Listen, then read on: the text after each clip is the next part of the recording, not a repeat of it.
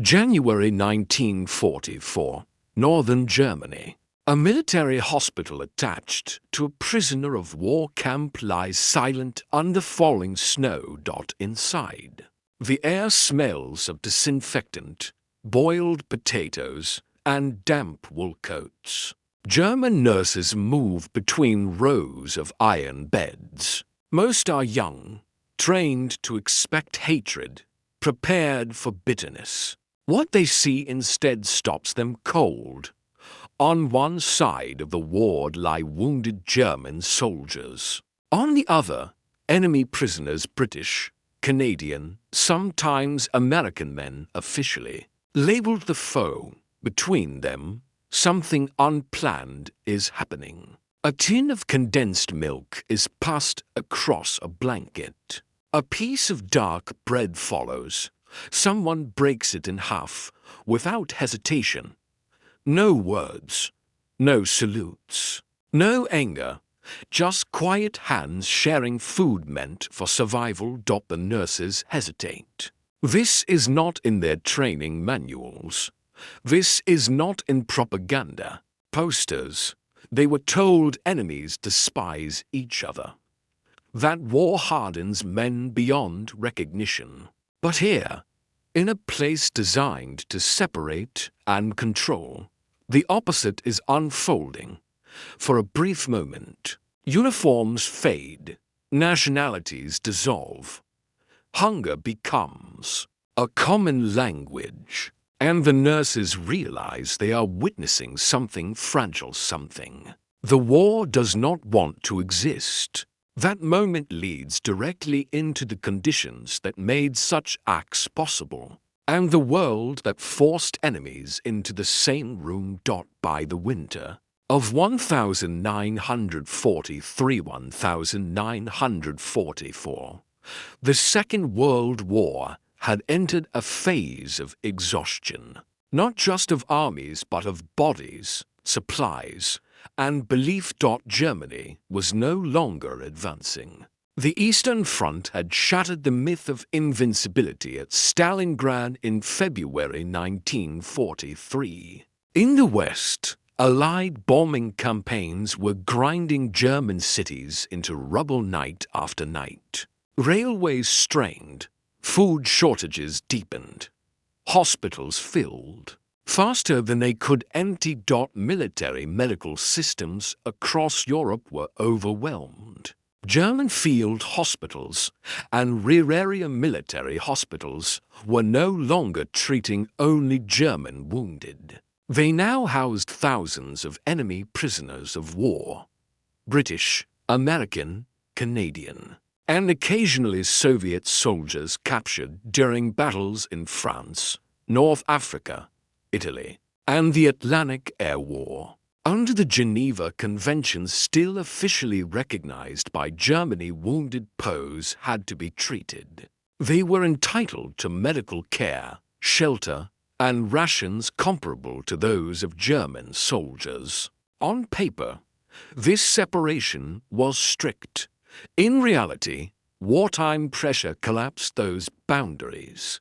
Hospitals were understaffed. Supplies were rationed.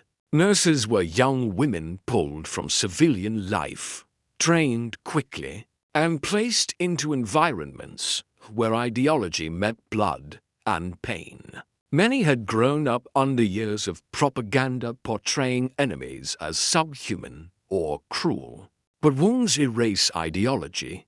A shattered femur looks the same regardless of uniform. Frostbite does not ask for allegiance. Hunger does not respect borders. By late 1943, food scarcity was acute inside Germany. Allied bombing disrupted agriculture and transport. Civilian rations dropped sharply. Hospitals received fixed allotments, often insufficient. Nurses watched patients weaken not from injuries, but from lack of calories. In POW wards, something unexpected happened. Enemy soldiers, especially Western Allied Poles, sometimes received food parcels from the Red Cross, tins of meat, chocolate, biscuits, powdered milk. Items German soldiers had not seen in months. Officially, these parcels were for POW use only. Unofficially, the walls were thin, German wounded. Some teenagers, some veterans of years of fighting, lay inches away from captured enemies. They shared the same pain, the same cold nights, the same fear of infection or death. And slowly, without orders, food began to move across beds, not as charity, not as protest, but as recognition. The nurses observed this quietly at first.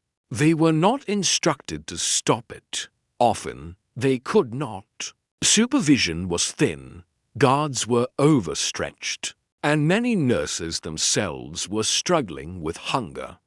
This environment of shared suffering, blurred control, and collapsing certainty set the conditions for moments that propaganda could not explain. And it leads directly into how these hospitals became spaces where the war briefly loosened its grip. The German military hospital system in 1944 was no longer a place of confidence. It was a place of endurance. By this stage of the war, hospitals were frequently relocated due to air raids. Wards moved into schools, monasteries, factories, even converted barns. POW patients were often placed in separate sections, but physical separation was imperfect. Curtains replaced walls. Hallways mixed traffic. Nurses rotated between wards regardless of nationality. German medical doctrine emphasized discipline and hierarchy. But medicine also demanded triage, improvisation, and empathy. A nurse could not treat pain selectively. Morphine worked the same for everyone, for many German nurses. This was their first prolonged contact with enemy soldiers. They expected hostility. Instead, they encountered gratitude, politeness, and quiet cooperation. Many Allied POWs understood that the nurses had little control over supplies. They saw the same bombed cities. They heard the same air raid sirens. In some hospitals, British and Canadian POWs, who often received more consistent Red Cross parcels, began quietly redistributing food. A spoonful of powdered milk slipped into a German soldier's cup. A biscuit broken in half and placed on a nearby blanket. These gestures were small, but in wartime scarcity, they carried weight. German soldiers reacted cautiously at first, accepting food from an enemy carried stigma. But hunger weakens ideology, and shared injury creates unexpected bonds. Once the first exchange happened, others followed. Nurses noticed that wards grew quieter, less tension, fewer confrontations. Men spoke softly, sometimes gesturing when language failed. A nod, a look, a shared cigarette if one could be found. This behavior violated no direct medical rule, but it unsettled the nurses deeply. They had been trained to see enemies as threats. Now they saw men who behaved no differently than brothers or neighbors. Some nurses later recalled feeling confused rather than inspired. The regime had promised moral clarity. The hospital delivered moral ambiguity. German authorities were aware of such interactions. But by 1940, for enforcement was inconsistent. The war demanded manpower elsewhere. Hospitals were not priority battlegrounds. As long as order was maintained, small acts were overlooked. And so these spaces intended to repair soldiers. and returned them to war became accidental neutral zones. Places where survival briefly mattered more than victory. Places where nurses, trained to follow rules, began to witness something that challenged everything they had been taught. Those observations form the foundation of several perspectives, human, tactical, and moral, that reveal why these moments mattered far beyond a single ward. German military nurses occupied a strange position in the war. They were part of the system, but not its architects. Most were in their late teens or early 20s. Many had never left their home regions before being assigned to hospitals near POW camps or rear area facilities. Their training emphasized efficiency, obedience, and emotional restraint. Compassion was expected, but controlled. What they witnessed in mixed wards unsettled that balance. Nurses were responsible for distributing food, changing dressings, monitoring fever, and enforcing basic order. They saw exactly who received what. When they noticed POW parcels being shared with German soldiers, they understood the significance immediately. These were not excess supplies. These were survival rations. Some nurses reported feeling an instinctive urge to intervene because rules existed. Others hesitated. They saw skeletal German conscripts, boys barely old enough to shave, being fed by men officially labeled as enemies. Stopping the exchange felt wrong. Many nurses later described this as the first moment they questioned the moral framework of the war, not through speeches or ideology, but through routine observation, through hands passing bread. They were not participants, they were witnesses, and witnesses remember. Hunger dissolves abstractions. In hospitals, soldiers were no longer fighters. They were patients. Pain flattened hierarchy. A man screaming from infection sounded the same in any language. Enemy soldiers who shared food were not making political statements. They were responding to what they saw directly in front of them. Another human being in need. Often younger, often weaker, often no longer capable of returning to battle. For German soldiers, accepting that food was a moment of vulnerability, it required setting aside years of propaganda. It meant acknowledging dependence on someone trained to kill them weeks earlier. Once that barrier fell, hostility rarely returned. The nurses saw it clearly. Hatred did not survive proximity. It required distance, slogans, and uniforms. In a ward, stripped to bandages and pain, those tools failed. These moments were not widespread rebellions. They were quiet, almost invisible. But they mattered because they revealed what war suppresses, not destroys, and beyond the human level. These exchanges also had unintended effects on discipline and control within the military system. From a command perspective, hospitals were supposed to restore combat power. Discipline mattered. Yet paradoxically, the sharing of food often reduced tension rather than increased it. Guards reported fewer incidents. Nurses noted calmer wards. Patients slept better. Recovery, while still limited by resources, stabilized. Commanders on the ground faced a dilemma. Enforcing strict separation would require manpower they no longer had.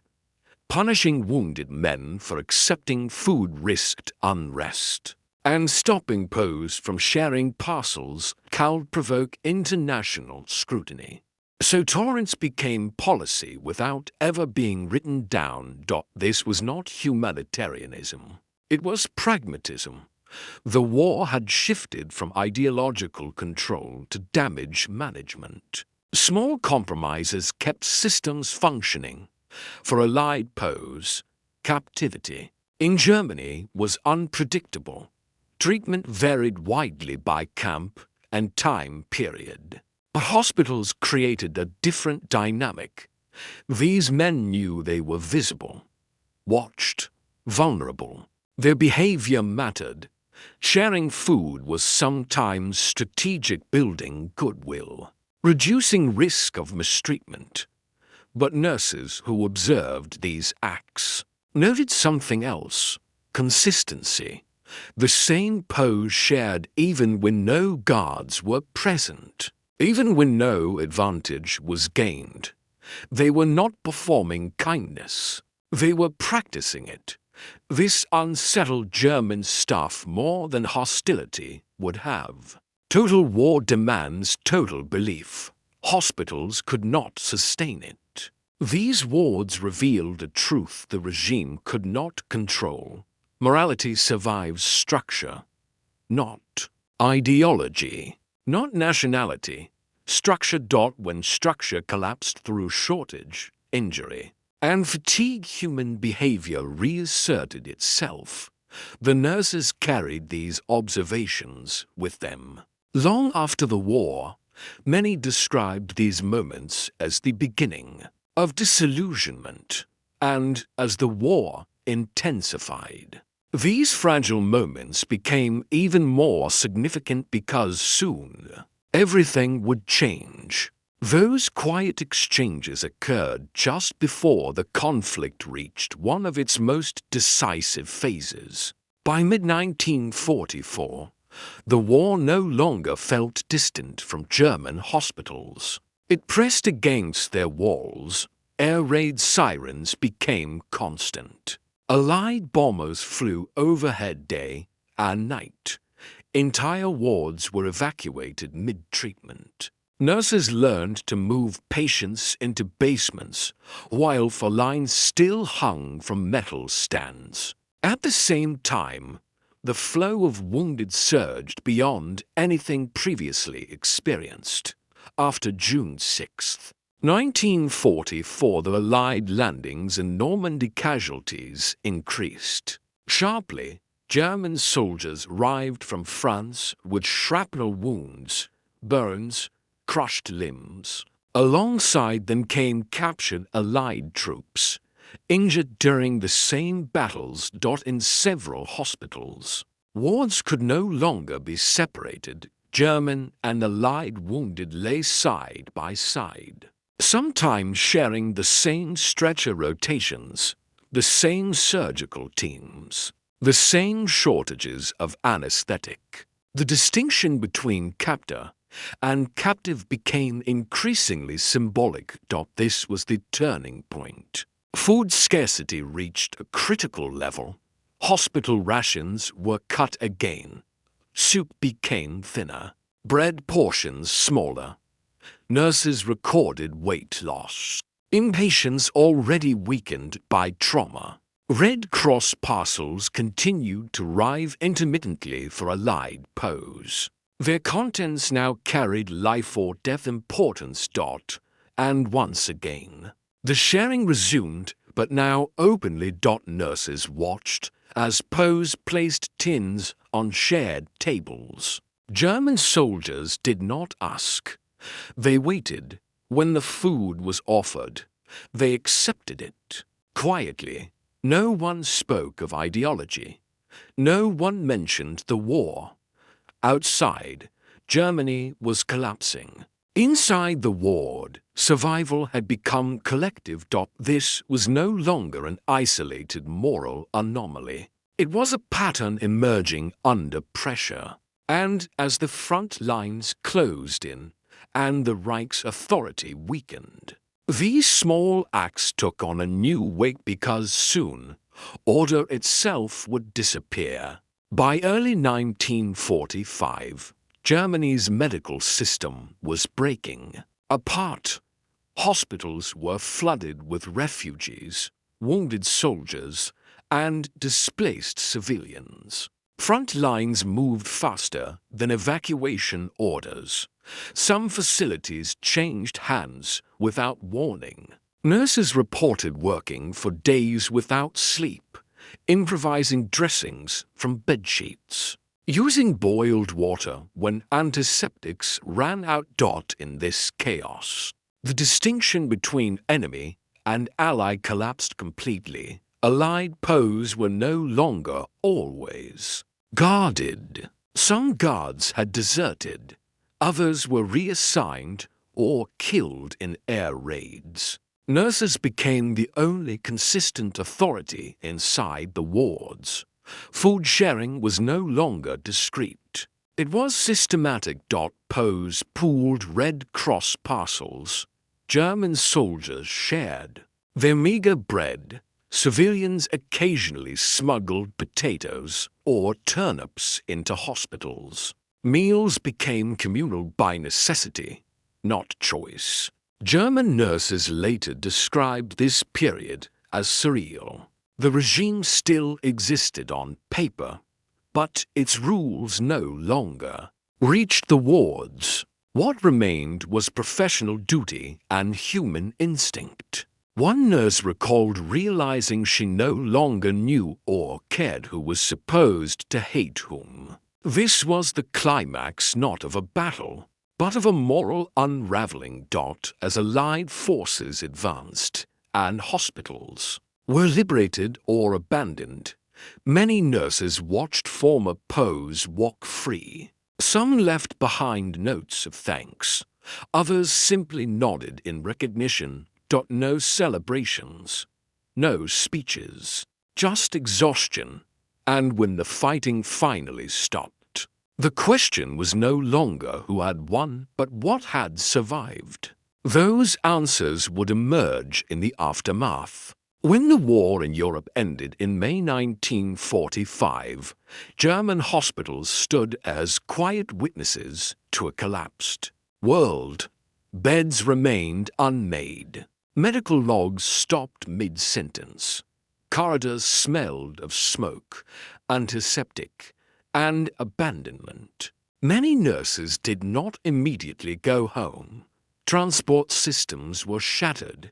Cities lay in ruins. Survival came first. Allied forces took control of medical facilities across Germany. Investigations followed.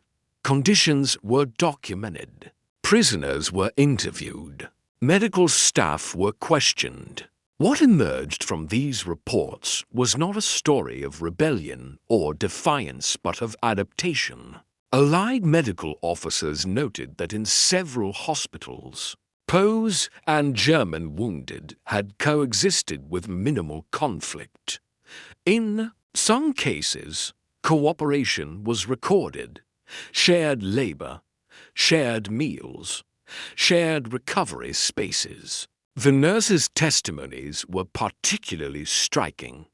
They did not describe hatred. They described confusion, disillusionment, a slow realization that the moral universe they had been taught to inhabit did not survive contact with reality. Many nurses expressed shame not for what they had seen, but for how surprised they had been by it. For German soldiers, the memory of being fed by an enemy lingered long after physical wounds healed. It contradicted years of indoctrination. Some later described it as the moment the war ended early for them psychologically, if not officially. For former POWs, these moments reinforced something equally powerful: that captivity had not erased their agency or humanity, but the broader consequences were still unfolding. Because these hospital interactions quietly shaped how post-war reconciliation would begin, not in conference halls, but in memory. In the years that followed, Germany rebuilt itself from ruins physically and morally. Public narratives focused on trials, responsibility, and reconstruction. Little space existed for small, quiet moments that did not fit neatly into categories of guilt or heroism. The hospital wards were rarely mentioned, yet the nurses remembered. Many carried these experiences into their post-war lives, often without language to explain them. Some became civilian nurses, others left medicine entirely. But when interviewed, decades later, they returned to the same images: bread passed silently, tins opened without words, enemies refusing to let another man starve. These memories did not absolve the war. They did not soften its crimes. Instead, they complicated it. Historians reviewing post-war testimonies noted that such moments did not weaken military resolve or alter outcomes. Germany still lost. The devastation still occurred. But they mattered because they revealed something essential. Even at the end of total war, human behavior did not fully conform to ideology. Former Allied POs echoed this sentiment. In memoirs and interviews, some recall German nurses not as enemies, but as exhausted professionals doing their best inside a broken system. They remembered sharing food not as forgiveness but as necessity. Reconciliation between former enemies would take decades. Treaties and alliances came later. But the emotional groundwork, fragile and unofficial, had already been laid in places. No one expected. In hospitals without banners, in wards without speeches, in moments no one planned. And those moments linger because they point towards something deeper than victory or defeat. They lead us to the meaning of what survived. War is designed to simplify the world. It divides humanity into sides, uniforms, and slogans. It demands obedience, certainty, and distance. The farther the enemy feels, the easier the fighting becomes. But hospitals undo that design. They strip away momentum. They slow time. They force proximity. Pain removes illusion. Hunger erases ideology. In those German wards, the war could not maintain its shape. The nurses did not witness peace. They witnessed something quieter and perhaps more unsettling. Proof that hatred was not inevitable. Proof that it required effort, reinforcement, and separation. The men who shared food did not end the war. They did not challenge governments or stop armies.